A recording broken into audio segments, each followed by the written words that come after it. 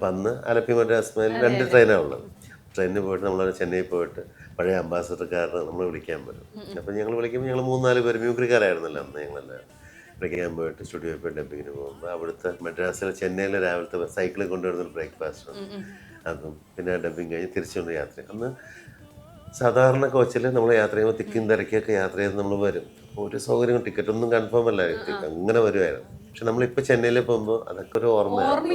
ഇപ്പോഴത്തെ ജനറേഷനിൽ ആർക്കും ചെന്നൈ ഒന്നും പോകണ്ട, എല്ലാം ഇവിടെ ഉണ്ടല്ലോ, എല്ലാം കൊച്ചി തന്നെ എല്ലാം ഉണ്ട്. പിന്നെ അന്നേരമൊക്കെ ചെറിയ ശമ്പളമായിരുന്നു, 50 രൂപയൊക്കെ. അന്ന് ചെറിയ ശമ്പളമല്ല, ഒന്നുമില്ലായിരുന്നു.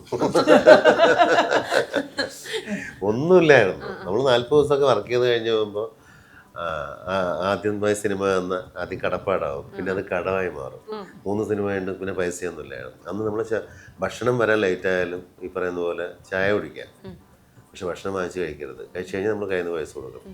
അപ്പം നമ്മൾ ഇല്ല അതൊന്നും തരില്ല. ഭക്ഷണം വരുന്നവരെ വെയിറ്റ് ചെയ്യണം. അപ്പം നമ്മൾ ചായ എത്ര വേണമെങ്കിൽ കുടിക്കാം. അപ്പം നമ്മൾ എന്ത് ചെയ്യുന്നത് വെച്ചാൽ ഹോട്ടലുകാരായിട്ട് ഡീൽ ഉണ്ടാക്കും.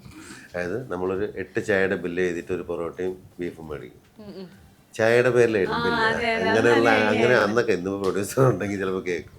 അപ്പോൾ അത് അങ്ങനെ കഴിക്കണ്ട ചായ മാത്രം കുടിക്കാൻ. അപ്പം